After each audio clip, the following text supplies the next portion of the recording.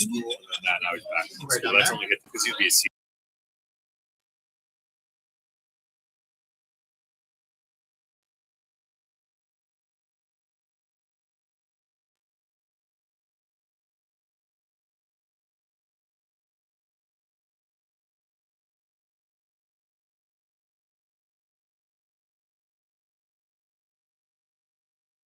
Yeah. No. Yeah. Yeah. Okay. Yeah. I was annoyed about the 4th of July. I think when I got here, I missed the whole thing. Yeah. Like, I get it. But like, put it 3 o'clock. I tell people 3 o'clock, and then they change it like a day or 2 prior to 1. Yeah. It's not that easy for us. Like, I also can't change my schedule. So I got here at 2:45. It's pretty annoying. Like, I'm working. It's hard, you know?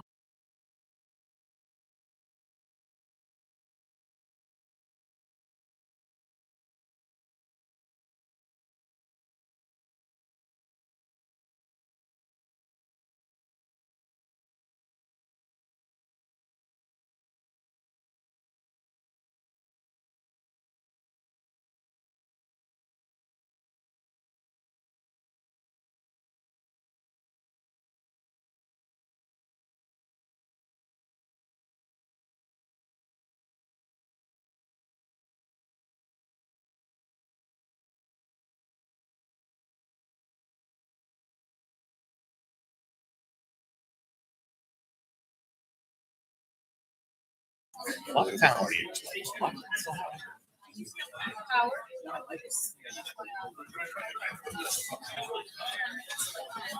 You're 1 minute as well.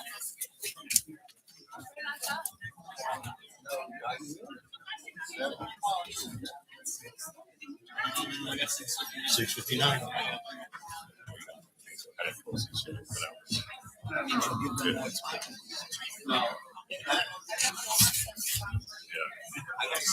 Yeah. Oh, I got that. I'd like to call the July 14th council meeting to order and start with the flag salute.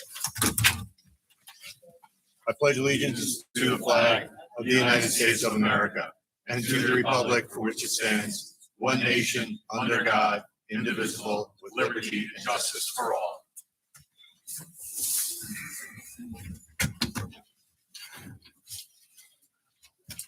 Moment of silence to remember the service and sacrifices of the armed service members who protect our nation and the first responders who protect our neighborhoods. I'd like to give a special mention to Cyril Wikelski, former member of the Boonton Council. Son is on the Birchwood Fire Department, good public servant. His father passed away yesterday. Eric's father, Cyril, passed away late last night. So I wanted to mention that. Did you have? That was the same. Yeah, same as well. Okay. He was over 40 years he was serving for elected office. Clerk, please take the roll. Councilmember Salberg. Here.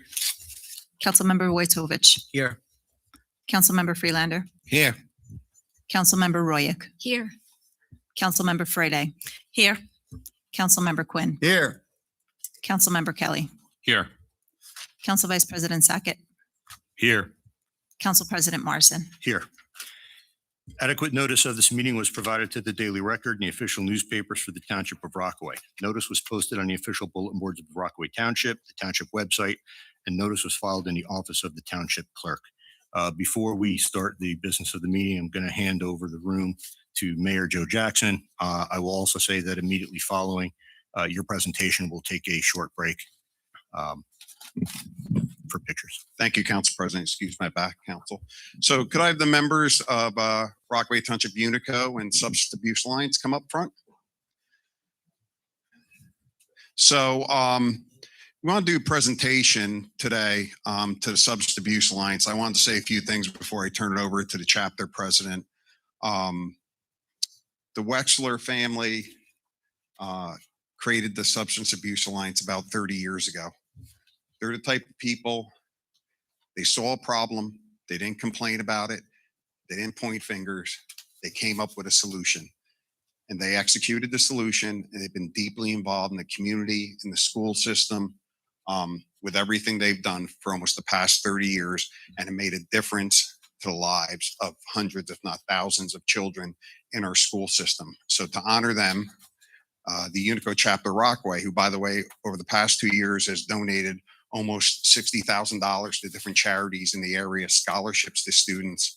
So again, this group of people does incredible work for your community, day to day.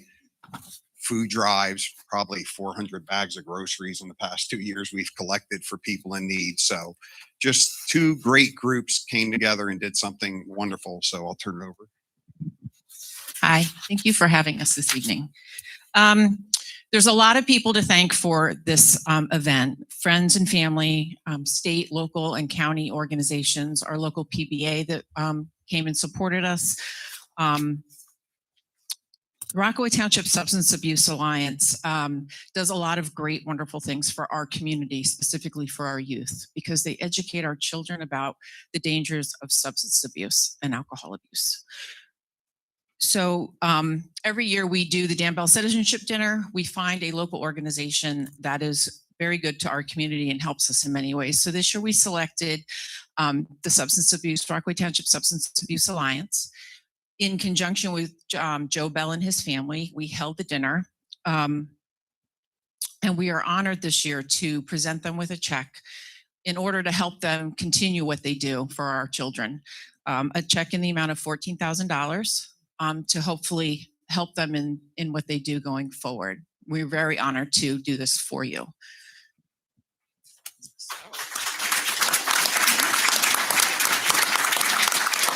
If I could have, Frank is our vice president from National Unico, so I'm going to have him help present along with our members the check.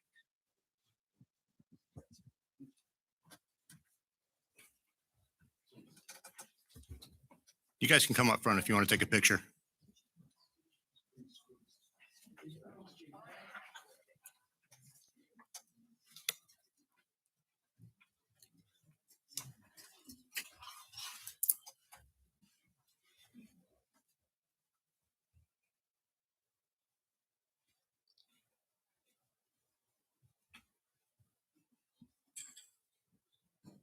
Way to go, Les. Thank you all. Thank you. I'd also like to thank Councilman Friedlander, who plays a big part in the Substance Abuse Alliance, Councilman Quinn, his wife, who came to the dinner, Councilman Roy, who came to dinner, and Council President Morrison, who donated to the Substance Abuse Alliance. So on the theme, first of all, let me just say it's great to see the RTPD in the back with a great presence. So I appreciate you all being here. Next, along the theme of doing things for community, I'd like to call up Jared, Brenda, and Kathy, if you're here tonight. Chief.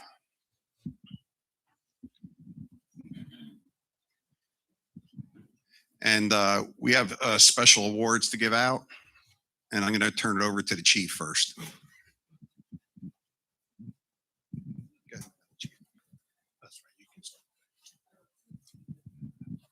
Good evening, everybody.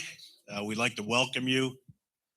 At this time, and fortunately for us, we have three amazing individuals that are standing to my left that decided on one evening in Rockaway Township not to just drive by an incident and a problem, but to actually engage, get involved, stop, and help somebody that was in serious need of help. All right. That being said, on behalf of the Rockaway Township Police Department, it is with great pride and sincere appreciation we recognize civilians and an off-duty police officer, Brenda Stopa, Kathy Finkel, and off-duty officer Jared Hoholik, for the extraordinary actions during a motor vehicle crash with serious injuries to a motorcycle rider. On April 28, 2026, at approximately 1839 hours, the Rockaway Township Police Department received numerous 911 telephone calls reporting a downed motorcyclist. Callers reported that the motorcycle rider had just collided with an SUV that was stopped in traffic on Green Pond Road, south of the area of 789 Green Pond Road. While the Rockaway Township police officers were en route, 3 citizens, Brenda Stopa, Kathy Finkel, and off-duty officer Jared Paholik, began rendering first aid and life-saving measures on the injured motorcyclist, who was unconscious and unresponsive. Brenda and Jared immediately began CPR and were able to revive the motorcyclist and gain a pulse back again. Brenda Stopa and Jared Hohokus remained with the injured motorcyclist until responding officers arrived at the scene. They all assisted with ensuring he was safely loaded in the ambulance for ultimate transport to Morristown. Through their coordinated and decisive life-saving efforts, Brenda Stopa, Kathy Finkel, and Jared Paholik were instrumental in saving an injured citizen's life.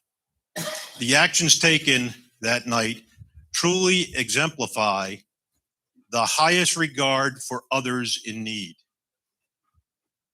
Their combined efforts, their medical training, and their willingness to stop, help, and get involved for a person in need are a reflection of their exemplary character, as well as a demonstration of the care and compassion they have for others.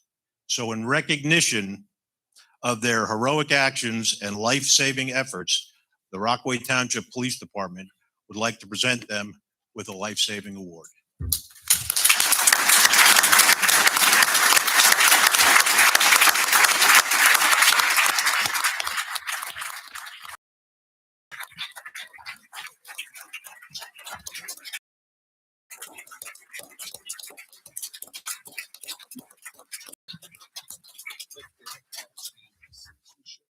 Thank you, sir.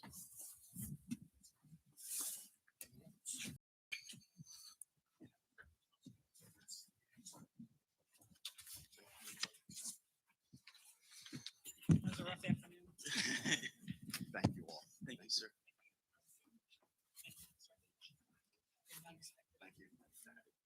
Thank you.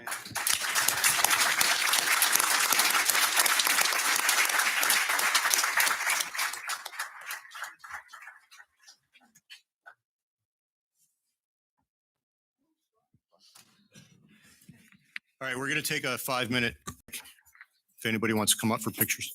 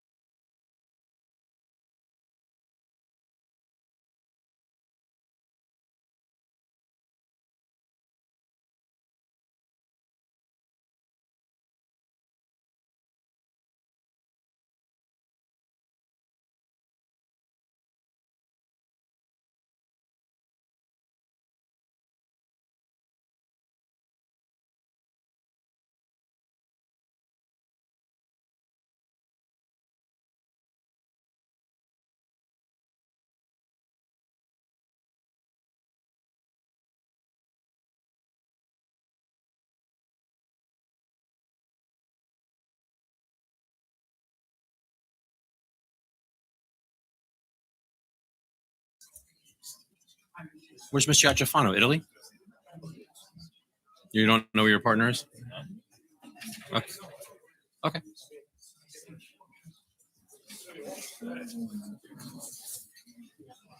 Thank you.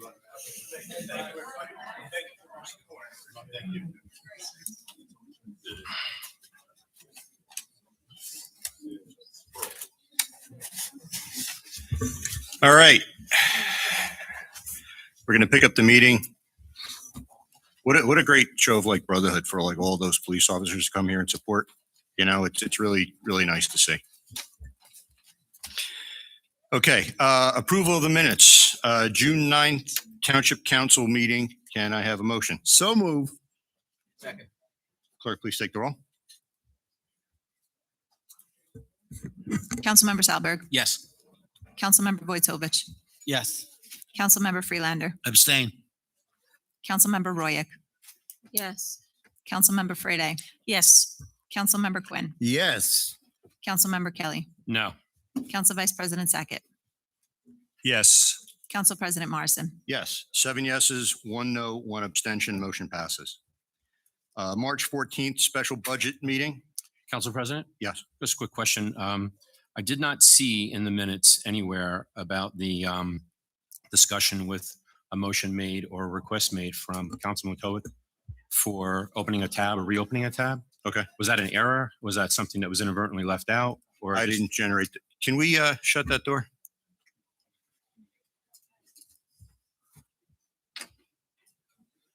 Thank you. I haven't looked at all 461 pages of the minutes. You didn't read the minutes before approval? 461 pages? Transcript.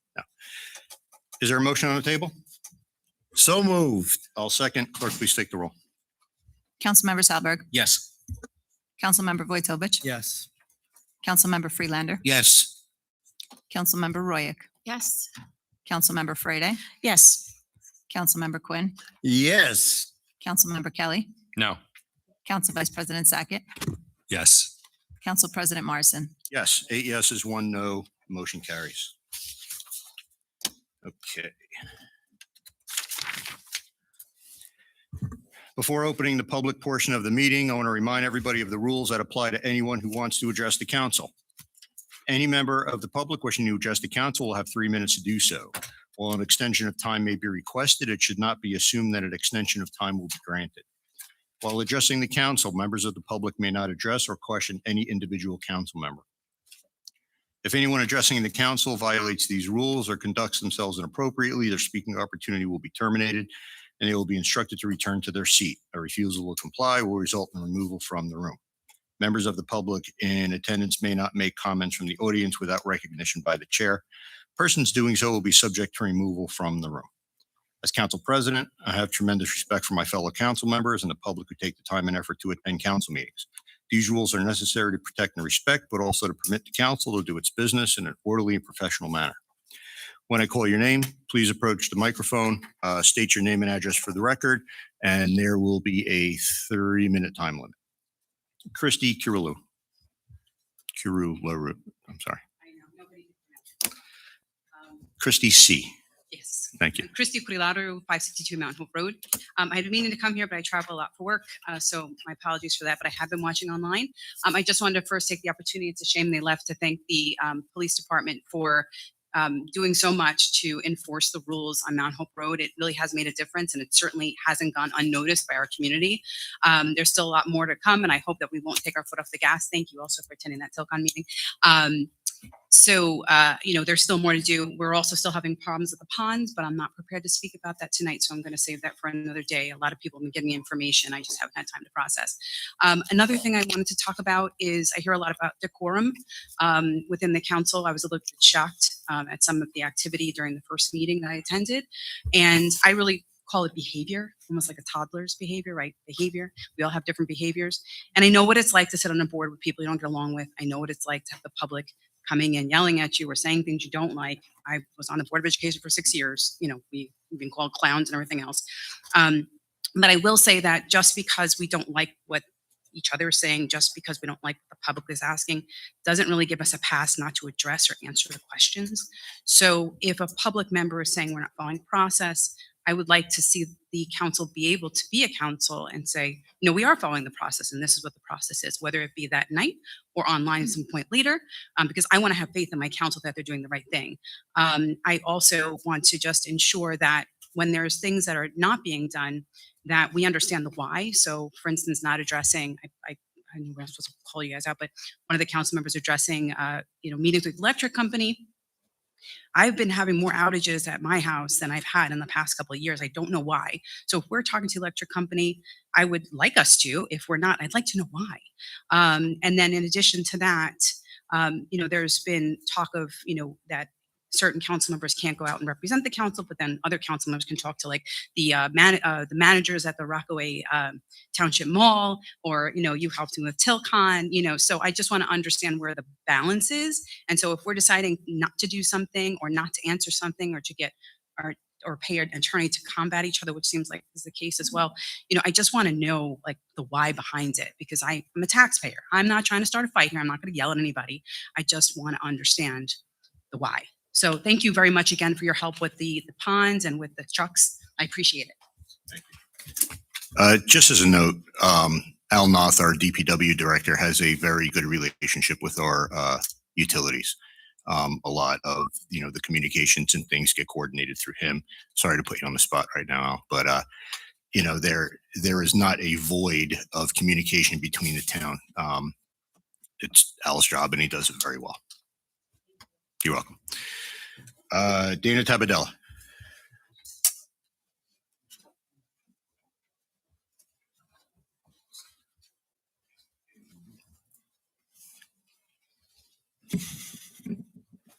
Dana Tabadella, 31 Omaha Avenue. Accountability means more than making a statement. It means being able to support it. When public officials make statements to justify their actions, those statements should be truthful, consistent, and supported by verifiable facts. What started out to be a simple question about the budget process has evolved into months of back and forth discussion that exposed a much larger issue, a lack of transparency and accountability.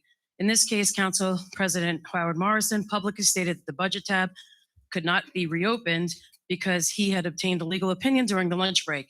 Yet when questioned, the attorney seemed caught off guard, said he was not prepared to answer something that he had already supposedly given an opinion on. Also, Mr. Morrison's explanation didn't make sense about getting legal advice at lunchtime when the refusal to open the budget didn't happen until 3:22 in the afternoon.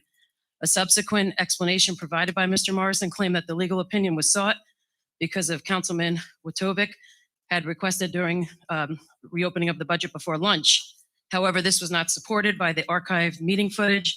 Furthermore, Mr. Morrison portrays that my questions were answered through Oprah requests. However, he's aware that the responses have been that there's no government records responsive to my request, or that the clerk is unable to identify the document that Mr. Morrison is referring to because it's not her job to research. Mr. Morrison was CC'd on the email, so he had the opportunity to identify that document, but he refuses to do so. Yet sitting behind this dais, Mr. Morrison was repeatedly tried to discredit me, pretend my question was answered. The archived meetings and the Oprah responses do not support this and actually discredits him. Public confidence depends on elected officials providing accurate, verifiable explanations for their decisions. When explanations change and supporting documentation cannot be produced, it's reasonable for residents to continue asking questions. An elected official cannot sink much lower than trying to portray the taxpayer as the problem when it's the elected official who refuses to be transparent. And it's not a good look for any of the other council members to sit quietly while it happens. And it's a little disturbing to hear that this reopening of the budget, I just heard Mr. Kelly say that it's not even in the minutes. We've been going back and forth about it for months, and it's not even reflected in the minutes. So as a matter of fact, when I read some of the minutes, it seems like it's storytelling using words like contentious.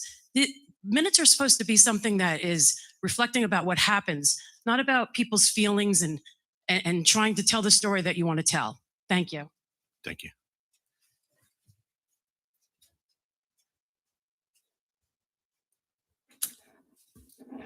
Kathleen Carosa. Did I say it right? Thank you. Is that with a C or a K? Kathleen with a K. Okay. Carosa with a C. Kathleen Carosa, 11 Debbie Place, Dover mailing address. I want to first off thank you for bringing forth, for the mayor for bringing forth and the town council, the ordinance amending the land use. And I just want to speak in favor of stopping data centers from being in Rockaway. You've all heard all of the reasons why, so I'm not going to belabor it, but I also wanted to say 2 thank yous. So the first is to all of you who helped to bring the moving wall here to town. I was able to pay respects to a friend a friend's husband who was lost at 21 when they were just married for 5 months, and to 4 men who were friends of a good friend of mine who passed away recently, who were his brothers from West Point.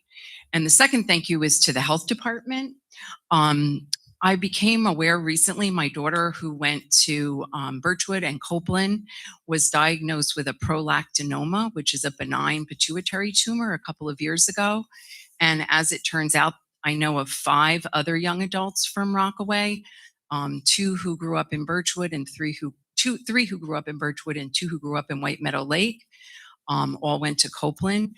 They all have this, and we were able to ascertain through the work with the health department that this is something that the state does track, even though it is not a malignant tumor.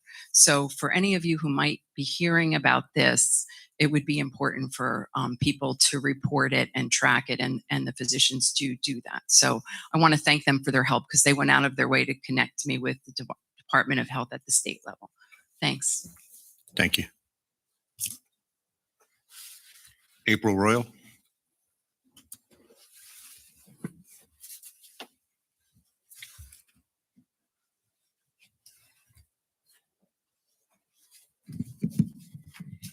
April Royal, 142 Hawthorne Court. Good evening. I am asking you to take immediate action to prohibit, or at the very least, severely restrict the use of flock safety cameras and all automatic license plate readers in Rockaway Township. This is not simply about technology. It is about whether our community accepts the normalization of mass surveillance. Every vehicle that passes one of these cameras is recorded, regardless of whether the driver has done anything wrong. That means law-abiding residents have their movements captured, logged, and stored simply because they chose to drive through their own town. Over time, this creates a detailed record of where people live, work, worship, receive medical care, and whom they visit. That is not targeted policing. It is indiscriminate surveillance. The question before you is not whether these cameras can sometimes help solve crimes. Nearly any surveillance technology can produce examples of success. The real question is whether those benefits justify treating every resident as a data point to be tracked. In a free society, government surveillance should be the exception and not default. Once this surveillance infrastructure is built, it rarely shrinks. Databases grow, data sharing expands, more cameras are added. The public gradually loses privacy 1 camera at a time. History has shown that powers granted to government are seldom surrendered voluntarily. If these systems remain, there must be strict safeguards, the shortest possible data retention period, no indiscriminate data sharing, complete transparency, independent oversight, regular public audits, and meaningful penalties for misuse. But I believe the better course is to reject this technology altogether. Rockaway Township has an opportunity to lead by protecting both public safety and the constitutional rights of its residents. I urge you to put the privacy of your constituents ahead of the expansion of government surveillance and take immediate action to ban or severely restrict automatic license plate readers in our community. Thank you. Council President, could I just make a comment or a question? Yeah, go ahead. Mrs. Royal, could you come back up here, please? Yes. I just wanted a question on something. And I appreciate you coming to the microphone and taking your 3 minutes at the public portion. In regards to the cameras that you're addressing just now, has there been any research in regards to a Supreme Court ruling that allows these cameras to be utilized in the exact way that you're against? Are you aware of one? No. Also, are you aware of the good that has come out that those cameras that you are addressing that you object Mr. to? Kelly, I'm not looking for, this is not a cross, Yeah. please have a seat. This is not a cross-examination. I appreciate where you're coming from, but that's not the. I just want to know if any criminals, Mr. traffickers, rape. Yeah, exactly. Excuse me, I have the floor. I'm rescinding your time, Mr. Kelly. You're out of line. I'm just wondering if she. You're had out of that line, information. Mr. Kelly. Yeah. I apologize, Ms. Royal. It's not how we should be operating here. Gina FICO?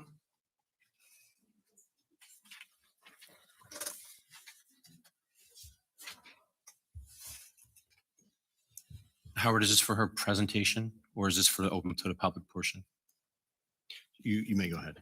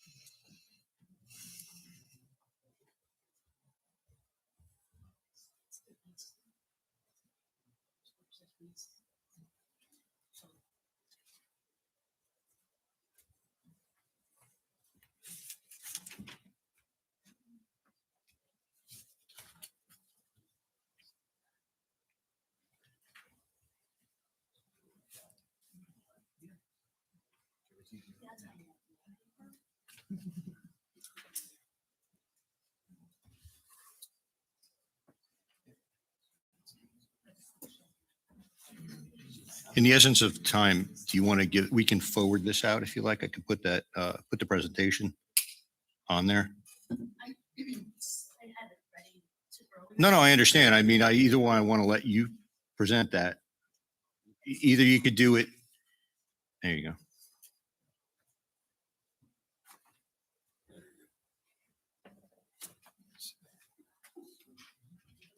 Yeah, I'll get you for you. So we could,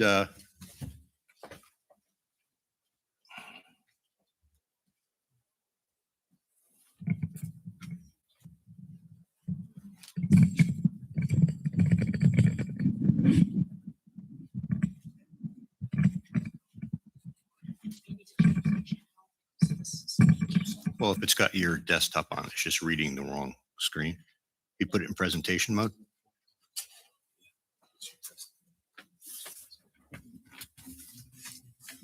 Mrs. Fico, is there anything that the clerk could assist you with since you guys practiced it today? Yeah, I just need to. Yeah. Good, thank The you. clerk spent around 45 minutes with her. So Ms. Fico, in the essence of time, here's what I would suggest.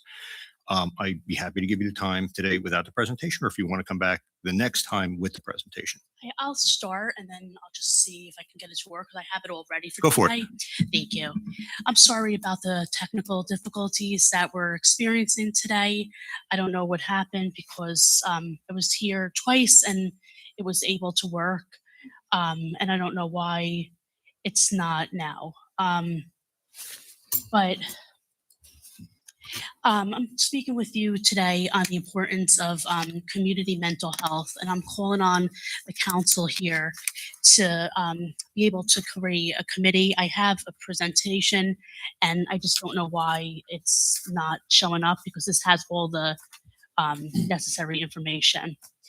But I'm going to start with introducing myself. My name is Gina Fico, and I've lived here since 1996. I'm a certified trauma care practitioner. So that means I had to go through rigorous training to understand the nuances of trauma and how it affects us. So it's saying I'm not connected to the stick.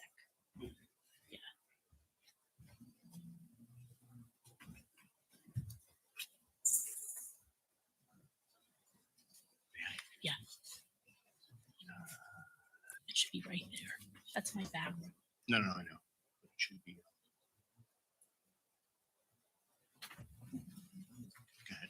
Okay.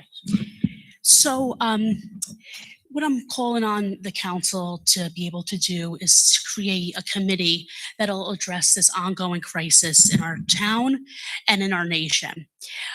So just to give a little information on what the slideshow was on.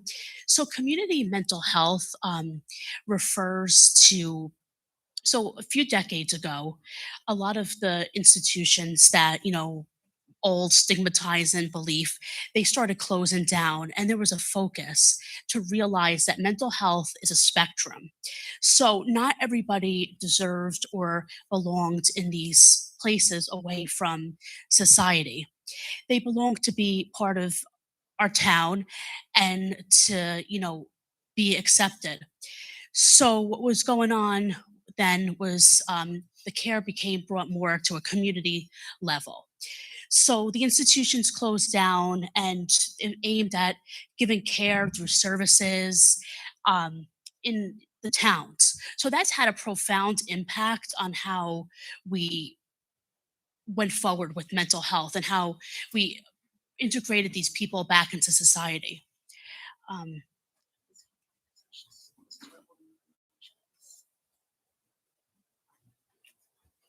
so let me get a little bit into trauma and what that is. So we hear the word trauma being, tossed around all the time. People might say that was traumatic, or, this was the trauma in my life, or we might hear people talk about it on social media. But I need to really speak with you tonight on what trauma really is, because a lot of people really don't know. So trauma is an adverse experience that happens to us. And I have the data all up here in the slideshow that I, would have loved to been able to show. I don't know why it's not working, because it worked fine earlier today. But statistics are all there to back this up. Is it anything yet? No.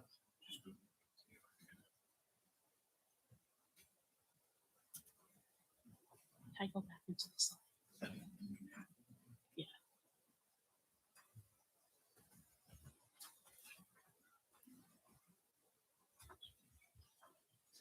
Okay.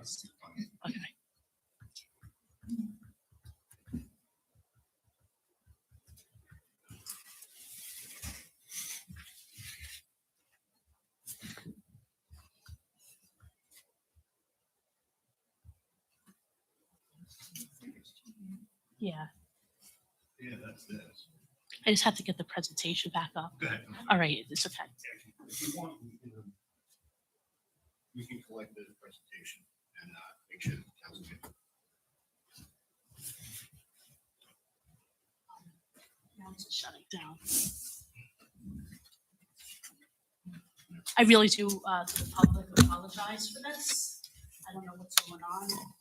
I made sure ahead of time that all the proper technology was in place. It's just kind of.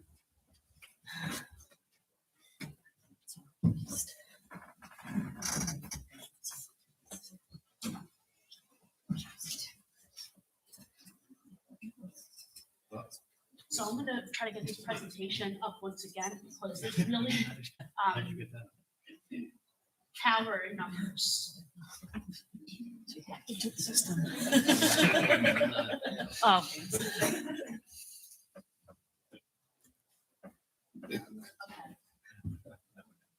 Why don't we push this off a meeting? I want you to get the attention that you deserve. Let me just read off this, to be honest. Okay.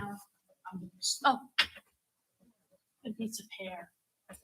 I don't know who, Kaczynski. Somebody's phone? No, we're not going to be pairing.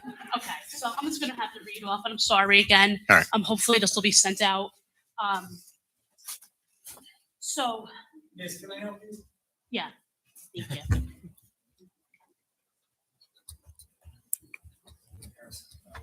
Oh, he's got his own computer. So in the meantime, thank you so much. I'll just keep going into it. So trauma-informed care, a lot of people, even though we hear the word trauma being thrown around all the time, don't understand what trauma-informed care is. But, it does exist on both a clinical and organizational level. And that's what I'm calling on the town to really focus on. So trauma-informed care changes the mindset of what's wrong with you to what happened to you. I'm doing fine. This is mine, and I was here this morning. Well, it said, how are you? And I said, I'm doing fine.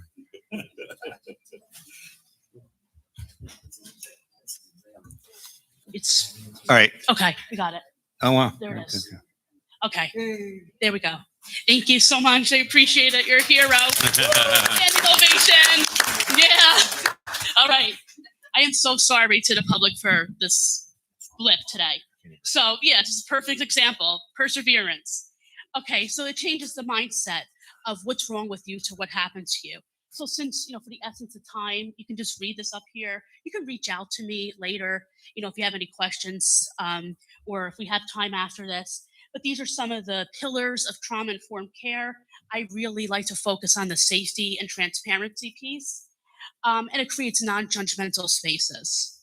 So here's some statistics. You can read over them, but just to kind of give an idea of how big of a problem this is, 70% of US adults experience one traumatic event in their lifetime, 62% of teenagers. I'm just going to go through a few of these. 3 and 4 high school students experience one or more ACEs, which are adverse childhood experiences.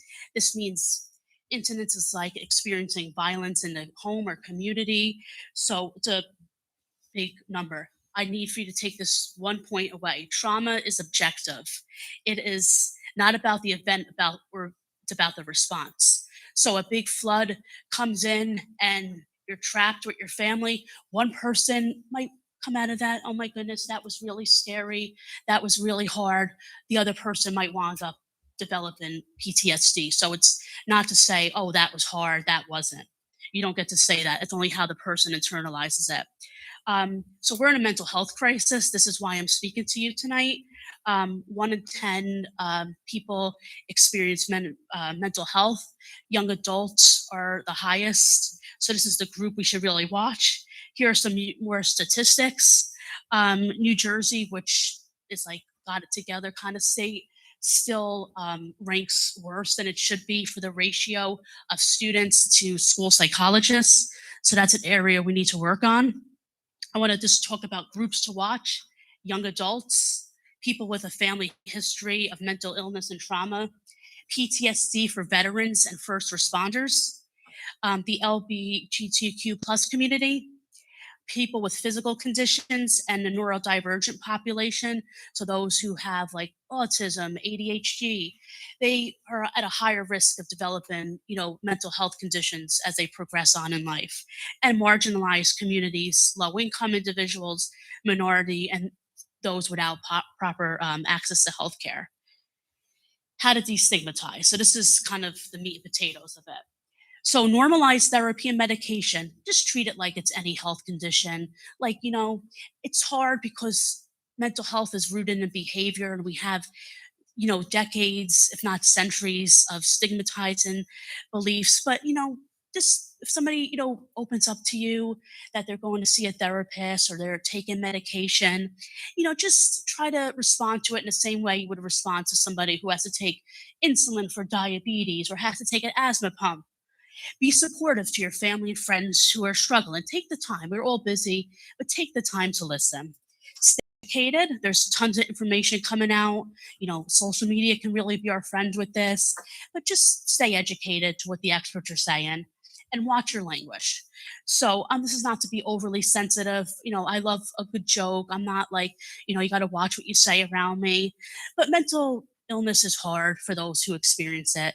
So, comments that seem, fun and, a joke like, oh, I'm so OCD about my kitchen, or my boyfriend's being bipolar again. It really, undermines the struggle those face every day. So I just want to go into it. I'm almost done. I'm really sorry again about the delay tonight. Why is this important for Rockaway?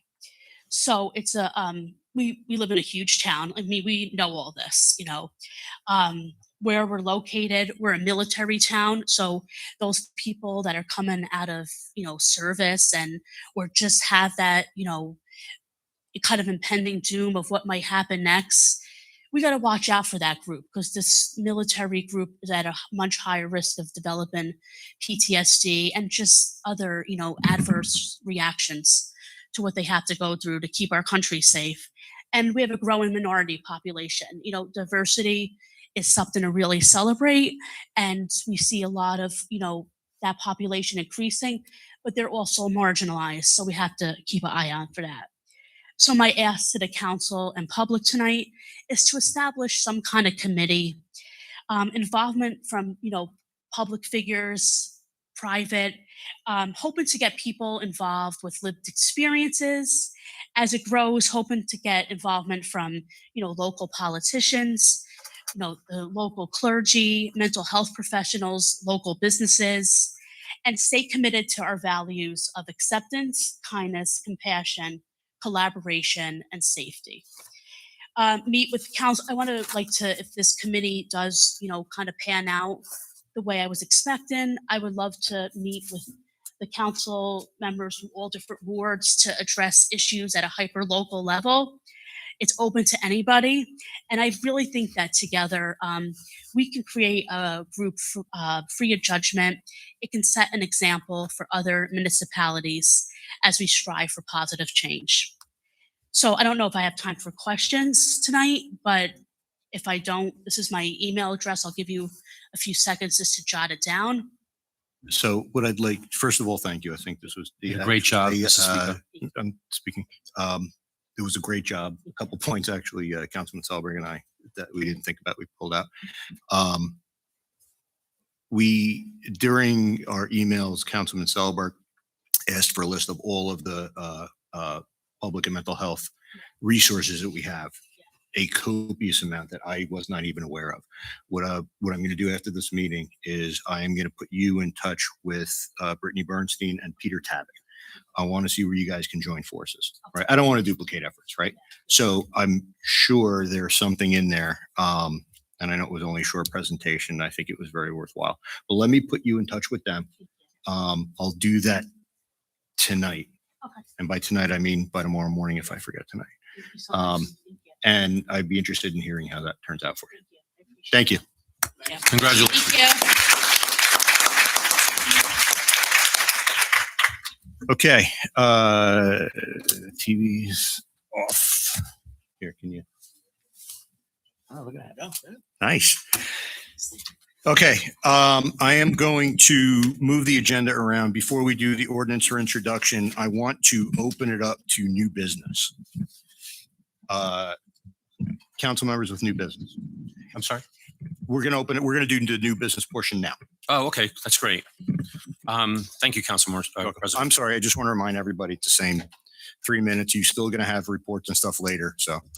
Yeah, and just in case you're, if there's a thought at the end, just to add an extra small amount of time, but there may be some engagement too. To my colleagues and to the members of the public, maybe some of you may have witnessed throughout this year, third-party work that's being taken place on our public roadways. A lot of it being county side roads, assisting contractors, JCP&L, natural gas, the fair that we had recently. But a lot of the times I do not witness Rockaway Township police officers doing the third party. I see outside municipalities and police departments, Dover, Rockaway Borough, Sheriff's Department, that are doing these third parties. And one, I was wondering why. Two, when I went and did research in some of the neighboring municipalities, comparing to what we have, there is some lucrative benefit that these other neighboring municipalities are achieving through admin fee, hourly rate. Just to clarify, you're talking about the police officers when they're there? Third party, yeah. Nothing to do with taxpayers. It's paid by. No, but like there's always a cop there. You're talking about that. Correct. Okay. Yeah. No, I know we don't pay for that. They're not on the job. They're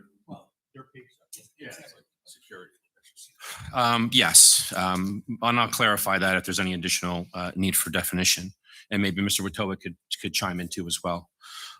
So any event, when you look at some of these other contracts and agreements and policies in place in our neighboring towns, they do charge an admin fee. Rockaway Borough is $130. It's $50 for the car up to 4 hours, and it's $100 for the car over 4 hours up to 8 hours, and it's time and a half. However, our agreement that we have, it's only $5 an hour for the car, which basically almost consumes the cost of fuel for that. And there's no benefit financially for us. There's no profitability to offset some of the operating costs. In addition, third party, in my belief, creates a morale boost for the police officers by getting this extra work, especially a lot of the newbies that come in that are cadets that are hired in their first step that will have the opportunity to get extra money. Third party does not cost the taxpayers any money. It's all paid by contractors and other individuals. So I don't see us do any outside third party in other municipalities like municipalities do in Rockaway Township. Contract allows it, but I don't see anything being taken place. Again, all of this third party is a revenue generator to offset operating costs and also give the ability for the police officers to make additional revenue during their off time when they're not on duty for the township. And as long as there's an effect there, they can't take a sick day in order to do third party. So what I would like to present to this council now, because we're almost just under 6 months away. Could I just finish? Since we're almost just under 6 months away from the contract to expiring for the PBA 287, which is December 31st of this year, we need to reevaluate the cost of these agreements that we then put upon the contractors to be somewhat competitive or the same with our neighboring municipalities. Again, since 2022 and even before that, $5 an hour is not, I mean, and they don't have to even fill up the cars again after they use it like a rental car would be. So one, I hope that there's no reason why that these police officers in Rockaway are not allowed to do third-party work outside. I hope we can address that if that's an issue. And secondly, I think we need to encourage more third-party work with a higher competitive rate for our administration fees and vehicle usage fees. And I just wanted to get some of that conversation because this is the only time we can talk about this. And we do have an officer that sits next to me, a councilman at large. Maybe he might have some insight being in this realm of potential third party that he's been a recipient of. Can I just ask a question before you? I don't want to. Sure. All right. First of all, I know what these guys get paid, and hell, I would do it for half of what they get paid. A couple questions, Chief. I don't want to put you on the spot, and I know you're not prepared for this. One, are the rates set by the union? Because this all goes through the union, correct?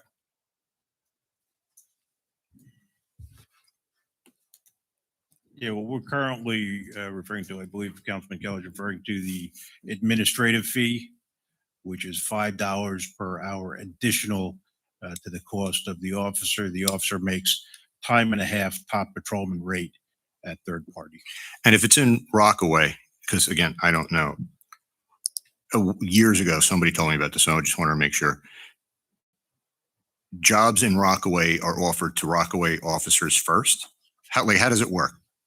Correct. That all goes through an app. So what happens is that goes out to bid. The officers get to put in whether they would like that job or not. When we can't get a response from our officers, it then goes to surrounding towns. So our guys do get first dibs. Absolutely. Can we do it? It's good money. All right. And could you just ask the chief, what about outside municipality bids? Do you allow that?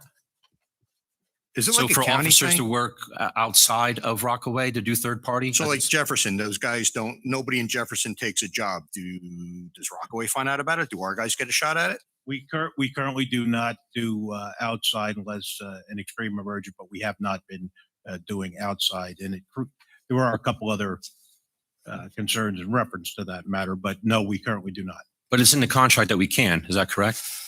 It's at my discretion, yes. So you don't allow the third party Well, no, to take but listen, place. Mr. Kelly, if I'm they're just not making taking sure. it in town, they're not going to take it out of town. That's not And I'm not- necessarily true. Listen, I'm not trying to paint him into the corner. But you're answering Necessarily- something for a chief of police when you're not. I'm saying that we're not trying to, this is, again, it's not an interrogation. I'm not painting him in the corner. He's not prepared to have this discussion. He's a chief of police that signs and agrees to and the there's- contract that like also you said, approves there the are third party personnel work. matters. How does he That's not know the answer to I'm sorry, that? the chief doesn't approve the contract. It's the union with the administration, but Have you read the contract? the other municipalities, when we do see them, other police departments, when they do work in Jersey City, are those officers working when maybe they start the job in their town and the job moves with, I don't know, JCP&L and they move into Rockaway Township? Is that when we see, let's say, the borough working in on Green Pond?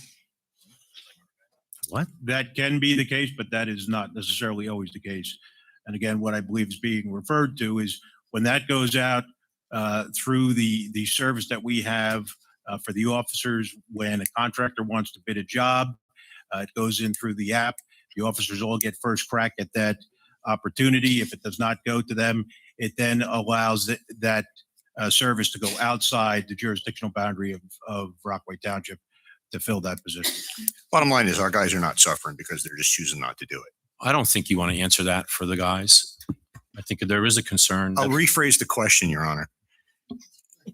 There are ample opportunities for our officers to take them, but they do decline them, in which cases the offers to go to outside of town. But that's not true. The chief says that he doesn't allow outside No, he third said party. that, no. It's he his said that- discretion and he doesn't allow it. Mr. Kelly, that's not what he said. Yes, it is. Repeat that then, chief. Okay, So I'm we are going to correct. move on. Your time is up. You got a lot more than 3 minutes. Is there any other council members? I From would- the business. Go ahead. Yeah, I would like to ask if we could, if the township, the administration could look into maybe changing the ordinance with some setback on Green Pond Road. I had a resident that contacted me about a few weeks ago, and he purchased a house in Rockaway Township. Green Pond Road has a 65-foot front yard setback, and the house was built, RED, right? right, R88, and it was built, way before that. So now he's looking to expand his front yard. I'm sorry, front stoop, and he can't do it without going to the Board of Adjustment. And that's going to, this person is a mason. He could do the work himself. I'm sure we have a lot of DIYers that could do the work themselves too. The project will cost him $1,000 in material, but to go in front of Board of Adjustment, he's got to spend $3,000 to $4,000. So maybe if we could reduce that, I don't know, 40, 50, or whatever you guys look into other towns and reduce that, that could not only, help out some of the residents that are DIYers, want to do some work to their properties, but also help out with the aesthetics on Green Pond Road. This could be something that's restricting some of the residents to do that. So I hope that. I see, administration looks hang on, I into see it. Mr. Novak chomping at the bit. Did you have? But Mr. Novak, isn't there Mr. an Kelly, exemption of a stoop though? Mr. Kelly, I in- have the in the floor. zone? Mr. Kelly, I have the floor. Yeah, there's certain ordinance provision. Novak. Sorry. By the way, He was not brought here just for this. But go ahead. no. But when it comes to setbacks, I know a couple of things. There are certain allowances for a stoop as well as a covered entryway to it. Once that stoop gets expanded to, let's just say, like a front porch, that's when the variance can get triggered. Right. So if it's something that's kind of in the front of the doorway, then it would be allowed. Anything greater than that, that's when the variance gets triggered. One of the issues that we have, especially up in the north end of town, is that we have very large lot zoning. We have the R88 district, the R5AC district, which is 5 acres. We have a 20-acre zone, believe it or not. You're right. However, we do have a lot of smaller lots in those zoning districts that are kind of leftovers. So maybe 40,000 square feet, 30,000 square feet, sometimes an acre. So there are opportunities to maybe consider reduced or lightened setback requirements for those pre-existing non-conforming lots in those larger zones. Right. Something we can always look at, but that could be a potential solution or some sort of balancing act. And just to follow up with that though, is there I know some towns, and correct me if I'm wrong, they have an ancillary board for de minimis relief rather than go through, like we have a tenancy board, just a couple of committee members during a planning board meeting and whatnot. If we were to make a motion to create an ancillary board or a small committee for review of a de minimis request of this, of a small, like if a deck needed 3 feet of a variance of some sort, or an eave or an overhang, or in this case, a stoop or a porch, was that something that you've ever dealt with other municipalities in your field? Not with B necessarily, no. I've dealt with smaller subcommittees, typically with minor site plans. I've dealt with, we'll call it what do they call themselves? In one of my towns in Mercer County, it's a group of the zoning board that'll actually go there and do the inspection, write the report. I am familiar with the concept that you're talking about to an extent. I think some of the larger towns do that. I can certainly do the research, but off the top of my head, I don't have. I mean, if we be compliant under 4055D, doing something of that nature to minimize some of those impacts and So- financial burdens would be great too. Here's what I would suggest, Mr. Wadovich, if this is something you'd like to pursue, I'd love for you to connect with Mr. Novak. And Well, I then should be in the municipal building tomorrow. and then in turn, obviously, our legal counsel will find out what's going on but I think it's a good call out. Could we start with Mrs. Ferrante first, and she's no cost? where No, Mr. I will, listen, we'll handle it. We will handle it. Mrs. Ferrante, yeah. Thank you. yeah. Mr. Kelly, please. Thank you. Thank you, Mr. Novak. Appreciate Okay. it. Sorry. Ordinance for I'm sorry, is there anybody else in business? No. Ordinance for introduction, 2625, ordinance providing for municipal building ADA improvements and restoration in and by the Township of Rockaway in the County of Morris, New Jersey, and appropriating $86,132.81, therefore constituting proceeds of a community development block grant from Morris County. Can I Motion. have a motion? Second. Clerk, please take the roll. Councilmember Salberg. Yes. Councilmember Wojtovich. Yes. Councilmember Freelander. Yes. Councilmember Royak. Yes. Councilmember Fraiday. Yes. Councilmember Quinn. Yes. Councilmember Kelly. Yes. Council Vice President Sackett. Yes.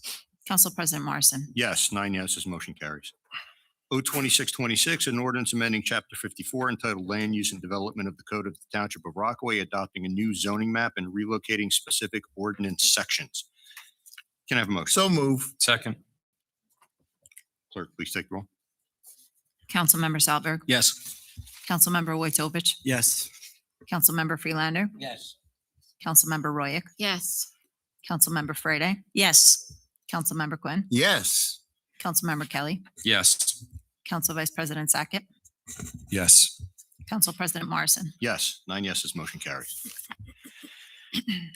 Ordinances for adoption, 2623, an ordinance amending Chapter 54 entitled Land Use and Development of the Code of the Township of Rockaway to include and designate data centers as a prohibited use in all zoning districts. Can I have a motion? So move. Second. Is there any council discussion on this ordinance? Yes.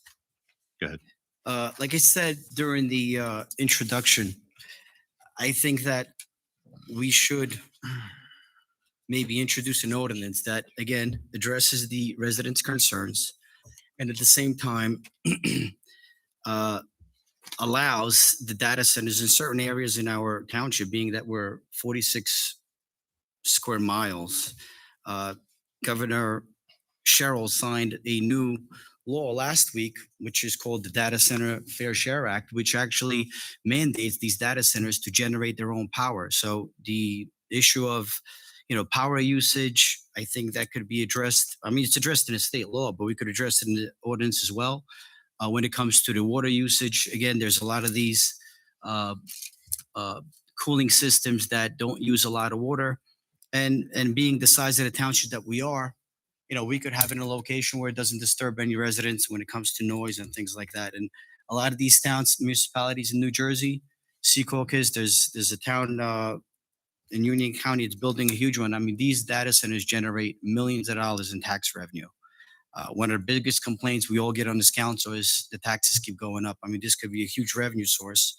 Again, we don't have to start building one tomorrow, but I think an ordinance that is common sense, addresses the residents' concerns, and allows us to generate some tax revenue would be something better than the current ordinance that is strictly prohibitive. I just want to make sure I have my facts straight. So the law that was signed says that they can't tap into the power grid.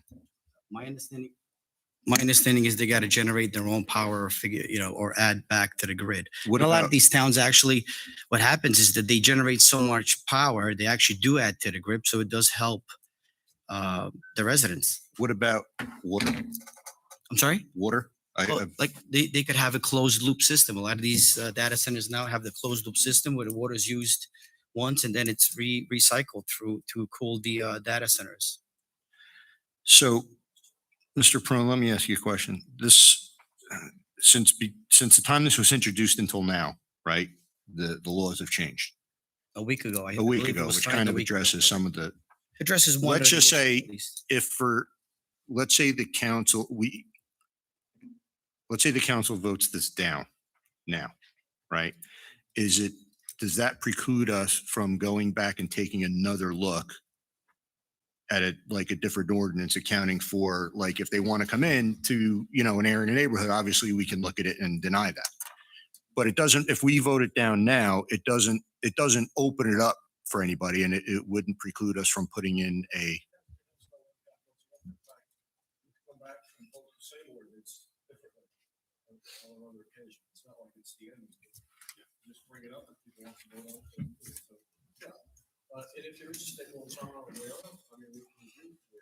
Yeah, I just.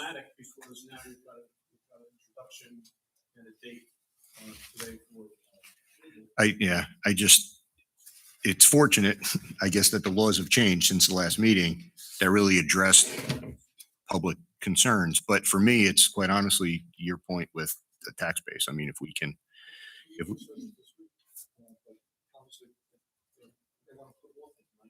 well, all right. So since there's a motion on the table, Well, is we're it not done inappropriate, talking. Mr. Kelly, is it inappropriate to procedurally, if the council agrees on it, pull it for further consideration later?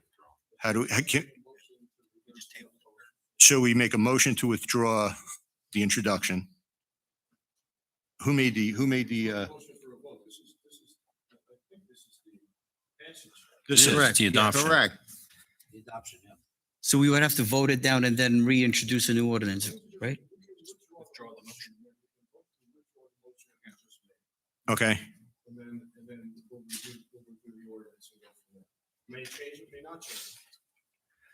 Okay. Well, we're in the middle of an open public portion right now. So the public has an Mr. opportunity. Kelly, I know how to run a meeting, please. Okay, so the bottom line is we can make a motion to withdraw the motion. And then is there another motion needed to table this for future consideration? Okay, thank you. Any other council discussion on this? I do. Go ahead. Unless somebody has it first. Mr. Freelander, were you No, going to no, go? go ahead. You have the floor. Go ahead, Manny. No, Mr. Kelly, you have the floor. I'm asking Mr. Freelander to go just to give me an This- extra some hang on a thoughts on that. Thank This you. is your chance, or you're going to give up your time. You're only giving me the option now.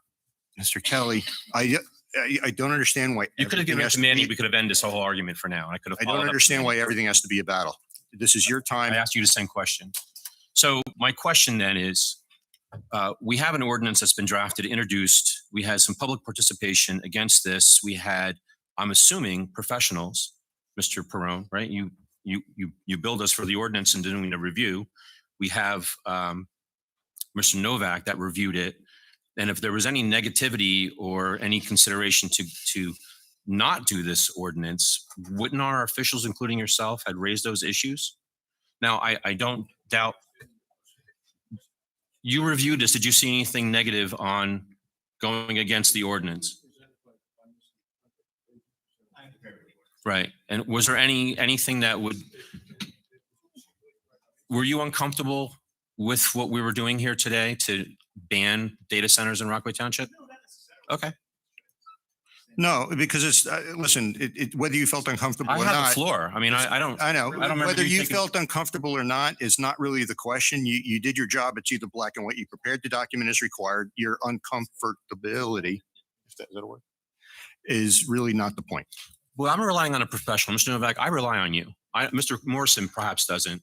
I do. And your expertise and specialization in land use and the common concern of data centers, you then applied that into this ordinance, which our town attorneys drafted. That's pretty simple, right? Well, technically, I Oh, so you charge us for what he did? Mr. Kelly, I'm So- saving your time. so- This is so- not an inquisition. Mr. Friedlander, you have the floor. You charge us to make this ordinance. Mr. Kelly, your time is rescinded. Please have some decorum. Please, Mr. Perone, please don't Mr. Perone, please don't interact. It's childish and I apologize. No, why would you want to? Mr. explain- Friedlander. Well, basically, we did the work.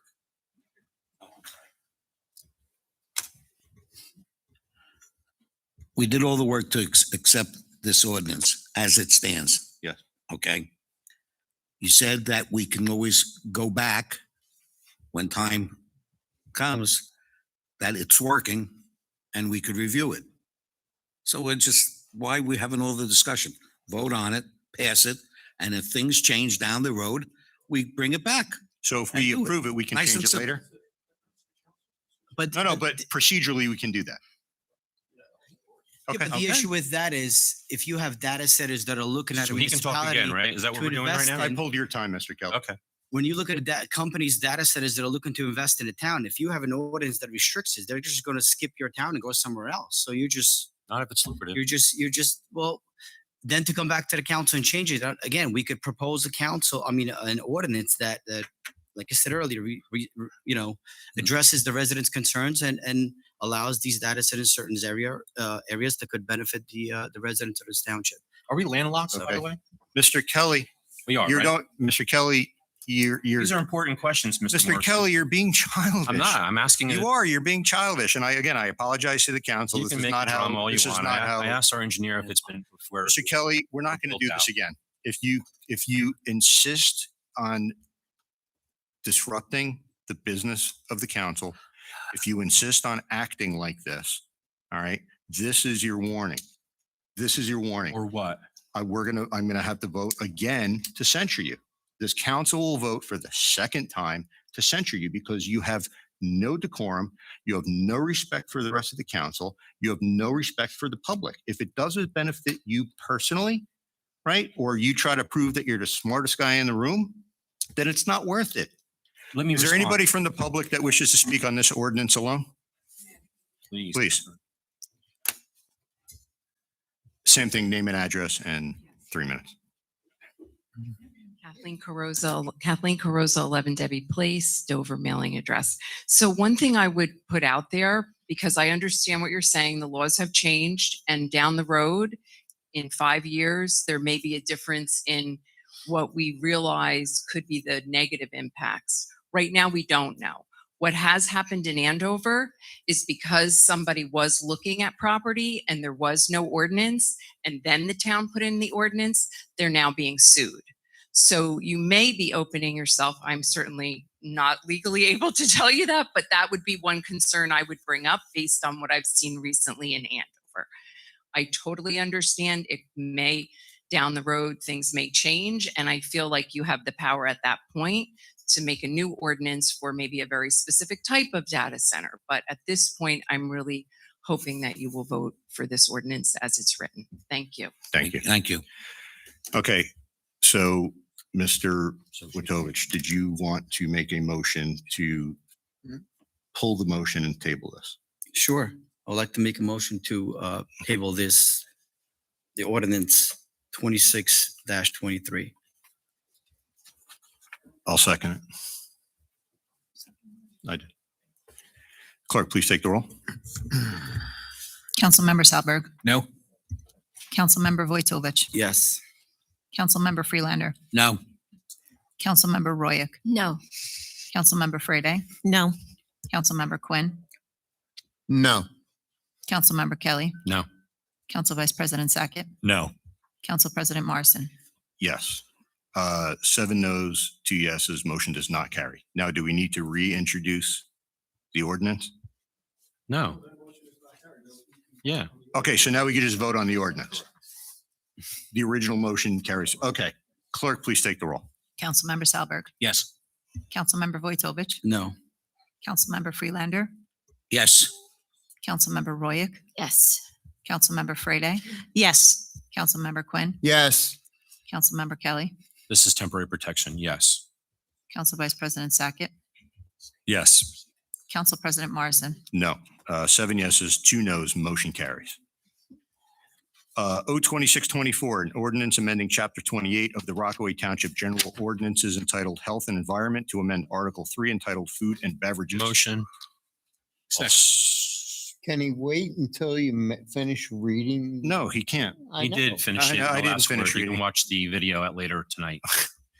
Okay, You I'm can sorry. also- Thank you, Mr. Procedurally, Quinn. I would ask for a motion, at which point, but again, I'll make a motion again. check. Can't help. Ms. Feigl, I'll take some of your pamphlets. Okay, there was a motion, there was a second. Is there any council discussion on this ordinance? Any public discussion on this ordinance alone? Clerk, please take the roll. Councilmember Salberg. Yes. Councilmember Waithovich. Yes. Councilmember Freelander. Yes. Councilmember Royak. Yes. Councilmember Frede. Yes. Councilmember Quinn. Yes. Councilmember Kelly. Yes. Council Vice President Sackett. Yes. Council President Morrison. Yes, 9 yeses, motion carries. Okay, we're going to move on to the consent agenda. I would like to point out that R-26-117 is the governing body certification of the annual audit. We have Serenelli's and we have Dave Novak in attendance. I want to thank you guys for the tremendous work that you've done. I know that, Ray, you've spoken to the council before. The bottom line is we're in very good shape right now. But I just want to thank you for the hard work that you did and for hanging in there tonight at this meeting. Council President? Yeah. Can we vote on that separately? Could we pull that to vote it separately, just in case there's a question? I have one. Just other make a one, too. motion to. Yeah. Okay, I make a motion to pull 26-117.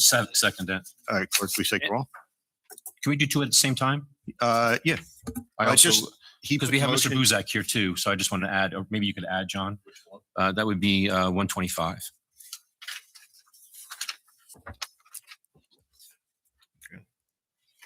And Mr. Buzak's here that represents the town on that matter. All right, Yeah, I'm fine with that. it just to officialize it, I'll motion to pull R-26-117 and R-26-125 for separate discussion. And vote. Is there a second? Yeah. Okay, clerk, please take the roll. Councilmember Salberg. Yes. Councilmember Waithovich. Yes. Councilmember Freelander. Yes. Councilmember Royak. Yes. Councilmember Frede. Yes. Councilmember Quinn. Yes. Councilmember Kelly. Yes. Council Vice President Sackett. Yes. Council President Morrison. Yes, 9 yeses, motion carries. Okay. Consent agenda items R-26-118 through and including R-26-124. Can I have a motion? So move. Clerk, please take the roll.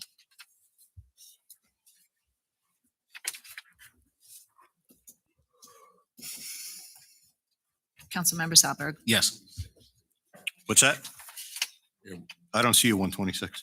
Yeah, right on the bottom above 12. Where? It's not on this one.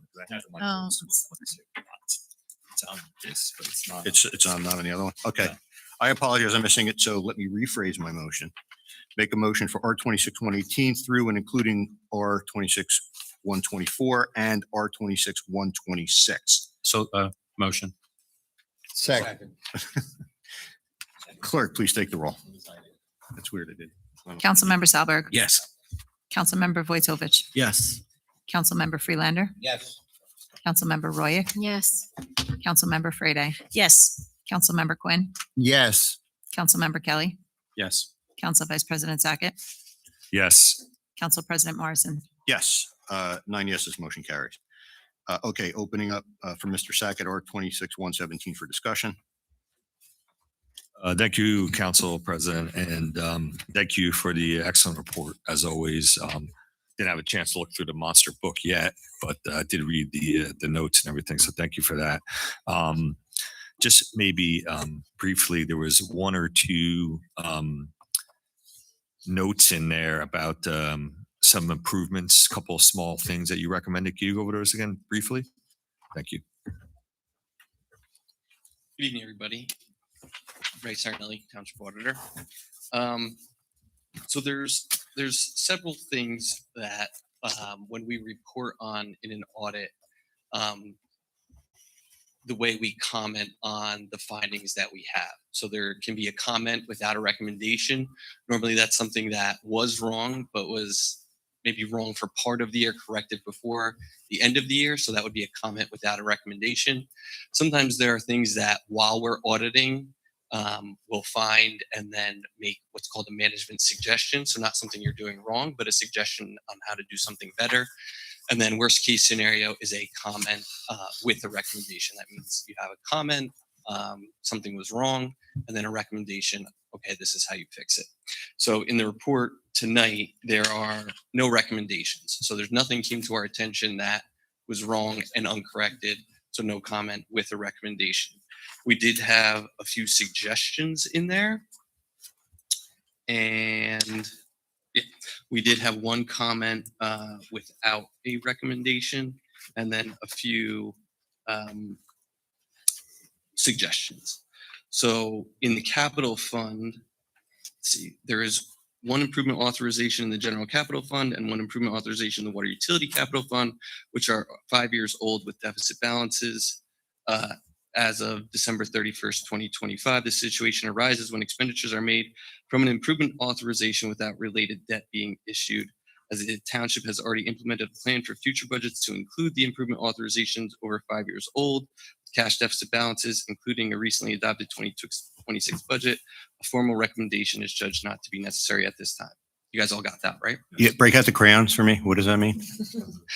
So what that means is when you authorize an improvement authorization with debt associated with it, just because there's debt associated with it doesn't mean that debt is outstanding. Right now, there's one improvement authorization in the capital fund and one in the utility that currently are not funded, even though there's debt outstanding. So you don't want that to go on for too long of a time. In those two particular instances, the decision was made to fund those through the budget and not go through the debt process. I can bore you with the details on why that was decided, but that's not really necessary. So they are being funded. So what's happening is by the letter of the law, something is wrong. There's a plan to fix it in place. It'll be fixed in 2 or 3 years through the normal course of the budget process. So something wrong, but a plan to fix it. So comment, no recommendation. It's already being fixed. Okay. Any other questions? I do. Good. Yeah. Thank you, Mr. Sarinelli. And I hope your father's doing well too. Great guy. In regards to the negative, when you talked about those two amounts of those 5-year-old capital amounts, is there any negative dollar value of continuing the delay? Like you say that we're going to correct this in 2 or 3 years through the budget process. Is there any negative fiscal impact amongst the taxpayers or the budget itself for the delay? Why not sooner than later? So there could be potential cash impacts on that. Your cash position is doing extraordinarily well. So outside of that, there's really no negative impact on taxes or the budget. Actually, it's saving you money because you're not paying interest on the debt. The other question I have, this will be the last one. As you're aware, we did have the audit through the comptroller's office, Kevin Walsh. And then there was things that were implemented, I think 13 out of the 15 items that were implemented that are there. And we're talking millions of dollars of issues that were created and caused and found, and we're trying to correct that. Is that part of your review when you did this 2025 audit report? So it's complicated. The initial audit that they did, I don't even like that they call it an audit. It's an operational audit. I have a financial statement audit. So it's two very different things. Once they have a finding, yes, I'm responsible for ensuring that following up on those findings. So when the comptroller came back and said 13 out of 15 were implemented, the 2 that were still remaining, they have and all audits have a specific cutoff date. So their re-review was ended, I believe, December 31st, 2024, or maybe even December 31st, 2023. They were both corrected immediately subsequent to that date. And we even had the conversation with them. Those 2 things have been corrected. Can't we just say they were implemented? And they said, no, our cutoff date is the date that we've decided. And so the re-review was what it was, but they've both subsequently been. But both audits, the definitions that you gave, your financial audit and the additional audit through the comptrollers, they still have the focus on the same money, right? So They your both have focus the on your focus audit on versus what? the other description of the audit that you made between the comptrollers and your fiscal audit, they still focus on spending and money. Very differently. Okay. Mine is just to make sure that the financial statements are accurate. They're doing an operational audit. Okay. So mine is more reporting, theirs is more operational. Thank you. Okay. Any other council members? Okay. Thank you. Right. Before I make the motion for our 26-117, I would just like to let the entire council know that there's paperwork associated with this that everybody needs to sign off. I'm asking the entire council, as soon as the meeting is done, give us 5 minutes. Don't leave, and then we can all sign this and we can close it out. R26 motion for R26-117. So move. Second. Clerk, please take the roll. Councilmember Salberg, Yes. Councilmember Vojtovich, Yes. Councilmember Freelander, Yes. Councilmember Royak, Yes. Councilmember Frede, Yes. Councilmember Quinn, Yes. Councilmember Kelly, Abstain. Council Vice President Sackett, Yes. Council President Morrison. Yes, 8 yeses, 1 abstention, motion carries. Discussion on R26-125. You know what I do, and Mr. Buzak, first of all, it's great to see you. And I know that you've been involved in this matter since the get-go. And again, as I mentioned before, when I first saw you before the meeting started, all the attorneys involved, some of them that I know personally, have constantly bragged about the excellent work that you did spearheading this issue at Jersey City and the Rockaway Valley. I don't know if you can just give us a small little synopsis of what is actually going on and why we should vote in favor of this resolution moving forward.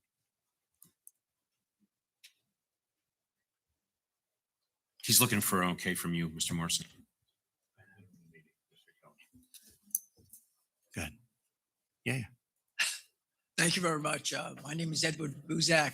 I've represented the township in this litigation, which is the Rockaway Valley Regional Sewerage Authority, Jersey City litigation.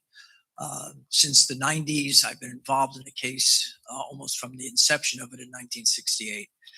What you're being asked tonight to approve is a resolution that will utilize or allow the utilization of an ADR, an alternate dispute resolution process, to address engineering questions that will then impact on whether Jersey City has to share in the cost of the contract that the RVRSA has let. Under a 2018 ruling, the RVRSA and the municipalities within the RVRSA, absent Jersey City, are responsible for the payment, their proportionate share of the payment, for enlargement, expansion, improvement, and upgrading of the plant. That's not something Jersey City should pay. On the other hand, Jersey City is responsible for operation, repair, maintenance, and upkeep of the plant. And there's definitions for each of those categories. There are 7 contracts that have been let since the 2018 litigation, in which there is a contest between Jersey City and the RVRSA as to whether they are improvements, expansions, or they're just upkeep and maintenance. And the result of that determination is whether Jersey City contributes or does not. That process, through litigation, through trial, through witnesses, through cross-examination, and so forth, is a long, tedious, and really ineffective mechanism for these determinations, because you're asking a court, a judge, who handles all sorts of cases, to deal with very complicated engineering issues, to make that evaluation and make a determination as to what category it's in. So to their credit, both Jersey City and the RVRSA, despite the fact they've been in litigation for over 50 years, came up with an alternate dispute resolution process to substitute that process for the litigation process. And basically, it's a binding alternate dispute resolution process, which is why I'm here, because when that determination is made, it's binding. It's binding on Rockaway, and it's binding on Jersey City, it's binding on everyone. But that process will be handled. The individual who will make the determination will be an engineer. It will not be a judge. Okay, an engineer who's qualified, who understands this. The ADR agreement that was attached to the resolution establishes a mechanism for the selection of that engineer. And that engineer has not been selected yet. Jersey City picks 3. The RVRSA picks 3. Each side, I'm sorry, 4 and 4. Each side has the ability to strike one of them immediately. So now you're down to 6. And then there will be discussions between Jersey City and the RVRSA as to whether they can agree on one of those 6. If they can't do that, they do the process a second time. If that doesn't work, then they have to revise the agreement. So we don't even know if we're going to get to sort of first base here, whether we're going to be able to select an engineer. But in order to at least get up to the plate, we need to have the agreement that if we can get up to the plate and get to first base, then we have a process to utilize. So that's in a nutshell what this resolution is seeking from you: approval of that process and approval to be bound by it, assuming that process works at the end of the day. That's a big nutshell. Thank you. Thank you, Mr. Buzak. Thank you. You want to make the motion for it? I do. I would make a motion to pass R 26-125. I'll second it. Clerk, please take the roll. Councilmember Sadler, Yes. Councilmember Vojtovich, Yes. Councilmember Freelander, Yes. Councilmember Royak, Yes. Councilmember Friday, Yes. Councilmember Quinn, Yes. Councilmember Kelly, Yes. Council Vice President Sackett, Yes. Council President Morrison. Yes, 9 yeses, motion carries.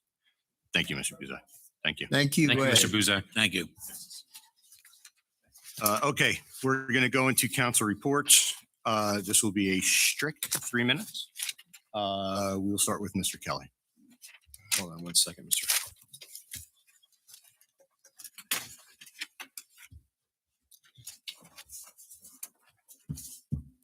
A couple things. One, I want to congratulate Sergeant Gregory Albert for his award. He was nominated for Delegate of the Year of the PBA 287, so congrats to him. I also want to thank Mr. Knopf and his team. The men and women that work underneath you are doing a phenomenal job with coordinating with the paving projects that are going on, as well as the drainage projects that are taking place in Lake Telemark and hopefully soon over in Denmark Road. But they're all doing an amazing work, Mr. Knopf, and thank you for that. I also want to make mention of Adam Power, one of our former chiefs in Hibernia Company 1. And he works for JCP&L, and he was very rigorous on getting a lot of the power outages that we had recently up and going, and a little bit of the hiccup over there by Darlington Road on Green Pond Road. He was also somebody that facilitated that relatively pretty quickly. And I also want to mention this Saturday, I did ask the clerk if she could pass some information around. Maybe she'll send it to you via email after this meeting or tomorrow. Marcella Community Center is having a festival for first responders. It will be the 3rd annual first responder pig roast barbecue, and they do a phenomenal job. It's zero cost for any first responder. You go there, you're a first responder, there's music, there's drink, there's food. It's a great thing to do. Anybody that's not a first responder, it's only $10 for an open buffet to eat anything you want as much as you want. And the Marcella Community Center does a really great job. So I hope the acting clerk will circulate that information to you guys. I'm sorry? It's 2:00 it starts. I know you have festival day, and I'll give you that. And there is, I guess the last thing would be happy belated Father's Day for all the dads out there. And also want to mention the moms that do dual roles for absentee fathers. So I do appreciate the moms as well. Thank you. Mr. Wojtovich? Well, the only thing I'm going to say today is I want to thank the police department. Like one of our residents said earlier, the issue with Tilcon, their trucks, speeding and the material spilling from these trucks. I mean, I've seen a huge difference. It was a great collaboration with one of our residents, our police department, the traffic unit, and also Tilcon. I drove in here today, passing through Tilcon. There was a truck going, 15 miles an hour. It's a 35-mile speed limit. So it seems like they got the message. I just hope we keep it going. And again, thank you. That's all I have. Councilwoman Freda? Hello. I attended the Aldi grand opening. We're all very happy they're here. Also the library meeting. The library is still working to renovate their bathrooms. They picked up a tile sample and the librarians are very excited about it. Very excited about it. They added I'm just trying to read my own handwriting, it's a challenge.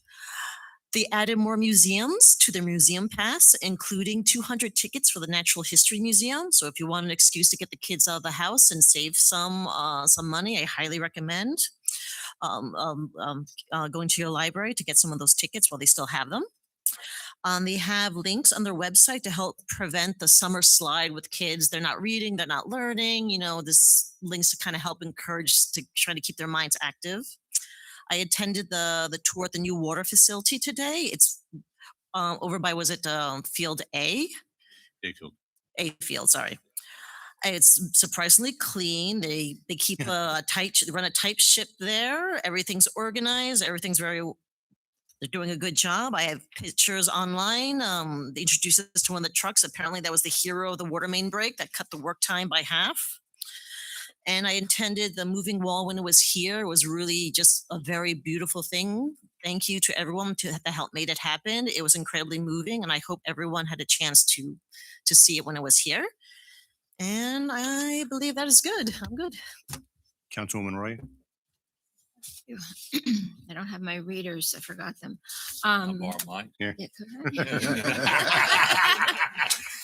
Yeah. Oh God. It's 1.5. 1.5. 1.5. Forget it. Oh, sorry. Well, two half. It's okay. I think I can do it. I attended the June and July Board of Education meetings. In June, they honored retiring teachers. They were recognized and applauded. They also canceled the Rutgers mental health program due to cost, I believe. But I found out in last night's meeting, they are having a new district social worker that would be replacing them to help the students, to be there for the students. And also the new acting principal, that'll take over in September. She was there, Dr. Ellen Giannakis, and she spoke briefly. There's two vice principals, Edwin Camacho and Penny Zodomir. They didn't speak, but they were there, so they were introducing them as well. I attended the Aldi grand opening as well, which is located across from Macy's in the outer mall. It was very nice. And I did attend the opening ceremony of the Vietnam Veterans Moving Wall on July 2nd, and it was very moving, and it was wonderful that they honored the Vietnam veterans. It was thank you to who planned that and did all the work. It was very, very nice. So thank you. Councilman Quinn? Thank you. Yes, I attended the Aldi's opening, the water department, and the moving wall. It was quite moving for me because quite a few of my classmates were on that wall. So it hits home. So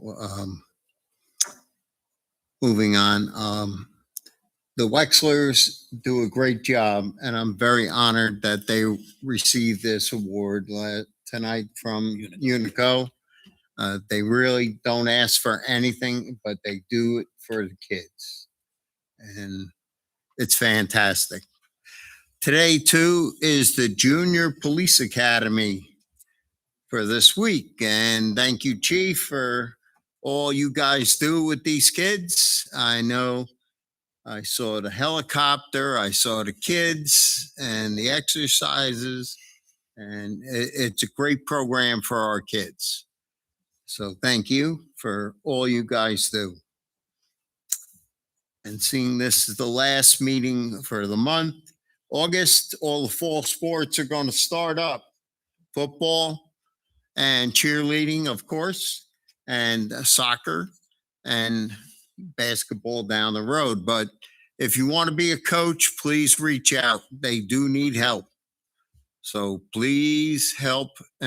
Keeps the kids busy and you enjoy it yourself. That's it. Thank you. Thank you. Mr. Morrison? Yeah. Did we cancel a meeting already? I mean, I haven't got a notice about a cancellation for a meeting at the end of this month. Yeah, the notice will be sent out afterwards. The next meeting will be August 11th. It was Cancel part of another my, meeting. Okay. it was part of my, How did Mr. Quinn know about it before anybody else? because it's in the packet. Okay. Right here at the bottom of the packet. Everybody else read it. Councilman Freelander. Excuse me. Well, I'm just going to give a couple quick reviews because my wife superseded all my meetings for July. Just want to thank Les again. I've been with the Substance Abuse Alliance since the conception, and it's an amazing group of people, and I'm proud of being part of that group to oversee what goes on. And just because he got money, things don't stop. There's going to be a fundraiser at Orange Theory, which is by Dick's, the 24th at 5:30. And whoever exercises, the money goes towards the program. So it's a nice role, yeah. Library, we got the $230,000 grant for the library at Marcella. So one of these days, you're going to be walking by and see brand new painted building. That's the project that we got the money for. The Ford Face House, the other grant, which is quite extensive, will be starting after the summer because we're pretty busy we have meetings on Saturdays for July and Sundays for August programs. There's also, if you're interested, you go on their new they have the website now, different programs, first Monday of every month at the senior center. So that's the library. That basically it. The chief, I want to thank you for putting up the signs. People are starting to, the summer and the speeding, but you put a couple real nice signs, and I got a call the next day. You put them up real quick, and they was very thankful. Also, thanks Al.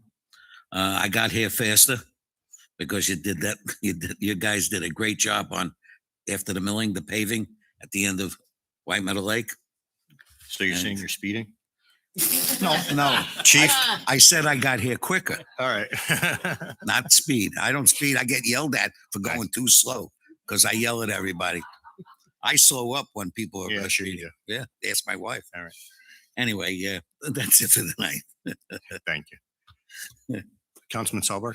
Thank you, Council President. All right, a few things. First, just add to Council Friedlander's discussion about the historic preservation. It was Resolution 2026-544, and it was approved. Total of $4.9 million. Total of 35 projects over 20 towns. And as Manny said, we were fortunate enough to get $226,400 for the Hibernia Library exterior restoration. So that's great stuff. Yeah. Really is. It's all that came out of the Commissioners Open Space Trust Fund. Interesting. First time in 33 years. Well, we had applicants. Not one of them was able to get the paperwork done in time. Wow. So, so we extended the deadline. We're going to be helping them shepherd it through, and hopefully we're still on schedule for reviewing them in September. So we still have time. So no one else mentioned, so I certainly will. The New Jersey MVC mobile motor vehicle, yep, it's coming to Rockaway Town Hall Thursday, July 16th, 10 a.m. to 2 p.m. Going to be doing things like driver's license, registration, veteran handicap and Purple Heart placards, permits, non-driver IDs, license plate drop-offs. You do have to register, though. It's not just a show up. The registration link is on the township website. And finally, again, just really want to thank Al and Brian for a great trip down to the water utility facility. As already mentioned, really is absolutely spotless, state-of-the-art technology. It was really great to see everything as far as the operation goes. And again, I think the water is going to stay on tonight. So I think that's all I got. What? You have something else? Yeah, I just wanted to say one thing. Go. I'll be quick. Go. I forgot to thank microphone. Oh, I'm sorry. Joe, that wall, the Vietnam Wall, that's the one thing I made before I left the town. And I just want to say, I'm getting choked up from it because that's my friends. And I got called. So I don't talk about it. It's a time in my life that gets me I'm getting choked up. I just want to say, I forgot about it. And amazing. And that ceremony was really, that's it. Thank you. Thanks, Manny. Council Vice President? Thank you, Council President. And I know a lot of the council members have mentioned there's a lot going on in town. So go to the stuff, check out the Facebook page, check out the council members if they have their social media, check it out because there's a lot going on. I was at the Tri-County Fair. That was excellent. I went on the 20th of June at Christchurch, packed. The Aldi's grand opening. I was able to give a couple of remarks on that. It was beautiful. Ton of people there were lined up. So that's going to be a nice addition across from Macy's, like you mentioned. Manny didn't mention we had on the 30th, very well attended in White Meadow Lake was the Ribeyes with the Rabbis of Chabad, probably over 100 people there. So excellent event. The moving wall, I missed the arrival, but I was there over the weekend on the 4th of July. I had some family visiting from out of town. Just great to have it there. It was a hot weekend, and I know Shannon was there all weekend, and the scouts were there, and that was just great to have, an honor to have in Rockaway Township. We have coming up Thursday this week, starts the White Meadow Lake Festival weekend. We have the parade on a Sunday, 11:30, and a lot of different activities going on with that. And I also wanted to give a thank you to Lisa because I've been getting so many emails, the most I've ever gotten since I've been on the council from residents, which I really appreciate that they send me an email. That way it's just easier that we have it. And she's on top of it. And because there's so many different departments here, so many different people. And, as the BA and the CFO, that's her responsibility, her and Joe. And I go right to her, and she's probably like, "Oh, Councilman Sackett again." But No, she says that about me. And no, she's on it. She gets back to me, and I reach back to the residents. Very appreciative. Whether sometimes it's not the greatest, whether it is, we have to let them know what's going on. They have questions, and so I want to say thank you. Got it. That's all I got. That's it. Okay. Talking about the wall, Mayor, I think it's like a once in a lifetime thing. And I think it's truly like one of the defining moments of your administration to arrange to get that here, not only here, but on the 4th of July weekend. And I think you should be commended for that. As far as Les Wexler, a nicer gentleman you will not find, him and his daughter. Manny, I know you put in, the first thing I thought about was you. I know you put in a tremendous amount of work with them amongst other groups. Every meeting we have, you have a very robust detail of what happened. So thank you for what you're doing.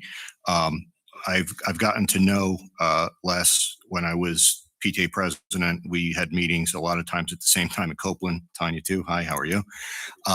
And always not only, looking to talk about his agenda, but willing to help with anything else.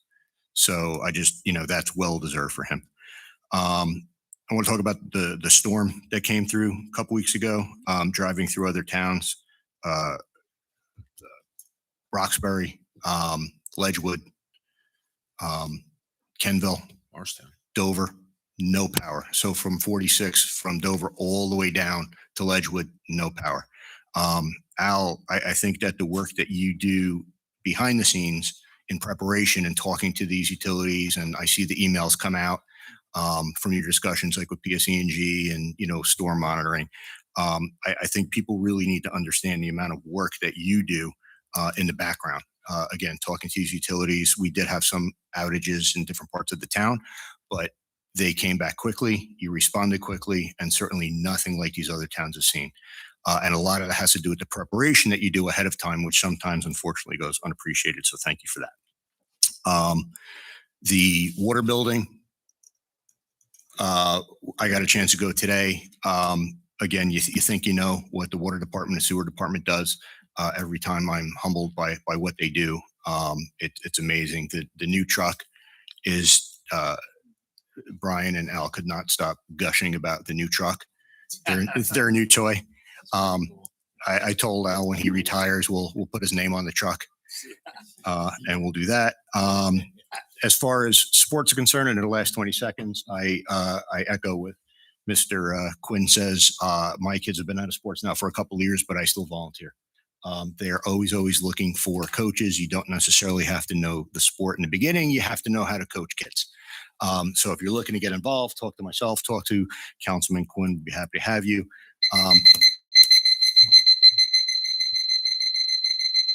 Okay. And just another reminder to the council to please stay after the meeting so we can sign the paper. Anybody from administration have? Yeah. Go ahead. I'm just going to do a quick report. I just want to make clear, right? The moving wall was Shannon McCarty. She did the whole thing. She planned the whole event. She coordinated everything. As it got here, she worked with Morgan Morris, and his guys were amazing, helping set up the wall, break it down.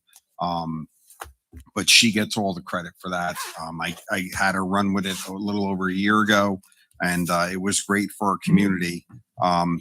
There's too many people to thank, but I want to make sure everybody knew that. We had a Boy Scout encampment the first 2 nights to guard the wall. They couldn't get signups for the 4th and the 5th. So Paul Manette and I had a Man Scout encampment. So we slept over at Peterson Field, but we did a little glamping. We had cots and stuff like that.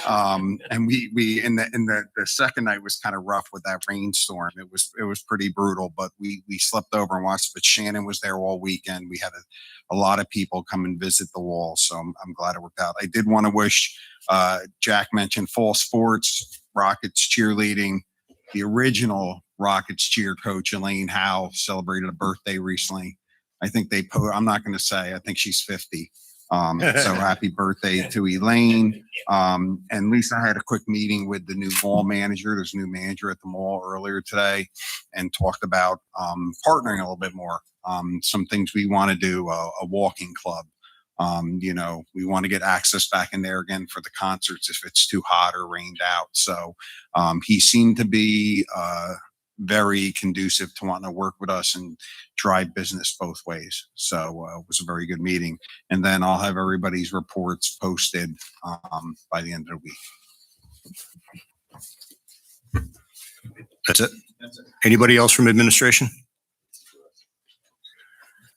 Okay, make a motion to adjourn by consensus. All in favor? Aye. Meeting adjourned.